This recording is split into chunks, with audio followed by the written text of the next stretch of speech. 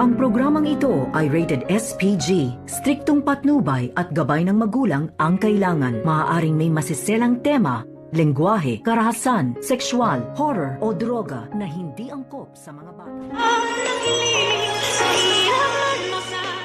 Narito na nga ating mga karagdagan na aabangan bukas sa abot kamay na pangarap. Nagulat nga itong si Lynette nang lumabas ito na wala na nga ang kaibigan dito ni Irene na si Joyce. At dito naman nagsinungaling itong si Carlos at sinabi kay Lynette na nagmamadali na daw na umalis itong si Joyce dahil sa hahanapin pangaraw niya itong kanyang kaibigan na si Irene. Subalit ay hindi nga totoo ang sinabi dito ni Carlos dahil pilit niya na pinaalis si Joyce. Nang sa ganoon ay wala nga siyang mabanggit dito kay Lynette. At dito nagtanong itong si Lynette kay Carlos na wala ba daw number na iniwan dito kay Carlos. At kung alam ni Carlos kung saan nakatira itong si Joyce. At dito naman na itinanggi ni Carlos na hindi daw niya alam at hindi rin nag-iwan ng number itong si Joyce. Nang sa ganun tawagan sana nila at ibalita na natagpuan nga dito nila Annalyn at Susan itong si Irene. Subalit nang makapunta nga sa lamay itong sina Lynette at Carlos ay mali nga ang kanilang nakita dahil agad nga pinalitan ang bangkay na naroon sa takot nito na baka mahuli sila ng mga pulis. Kaya agad naman na humingi ng pasensya itong si Lynette at Carlos dahil nga sa ginawa nila doon.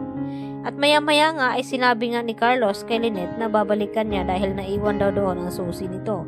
Subalit ay hindi naman pala totoo at iba pala ang tinutukoy ni Carlos. Yun pala ay binayaran niya ang lalaking nagpapanggap ng asawa kuno dito ni Irene at dito tinanong ni Carlos kung nasaan ang katawan nito. At itinuro naman ang lalaking ito na nasa morgue at agad naman na pinuntahan ni Carlos iyon nang makaalis na nga itong si Lynette dahil ang paalam nito na may meeting pa nga itong si Lynette dito nga sa Eastridge. At wala din kaalam-alam itong si Carlos na sumakay pala ng taxi itong si Lynette upang sundan niya ang kanyang asawa dahil pakiramdam nito na may tinatago nga itong si Carlos na sikreto.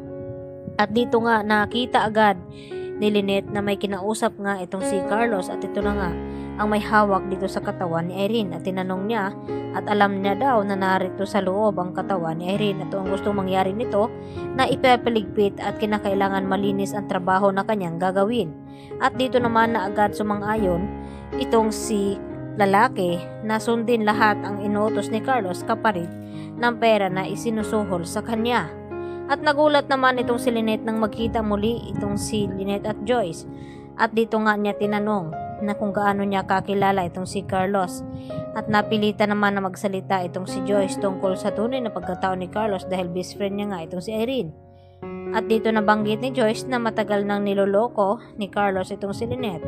At ipinakita niya nga itong ebidensya na magpapatunay na itong si Carlos ay asawa din dito ni Irene at ikinasal pa nga sila di umano sa US.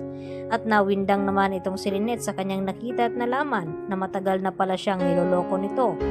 At agad naman na kumprontahin ni Lynette itong si Carlos na kung bakit nagawa niyang magpanggap na single na kahit hindi naman. At mas lalong magugulat itong si Carlos dahil mabibisto na nga siya dito ni Lynette na siya nga ang punot dulo at siya din ang suspect sa nangyaring pagkawala ngayon ni Irene dahil siya lang ang huling kausap nito at kausap. At hindi na rin niya ito maitatanggi dahil nakita na nga dito ni Lynette itong carpet na pagmamayari nga doon sa bahay ni Carlos at ito rin ang pinagbalutan ni Irene kung saan ay nakita din ito ni Harry. Yan ang ating pagkatutukan at abangan bukas mga kapuso. Dito lamang yan sa Abot Kamay na Pangarap.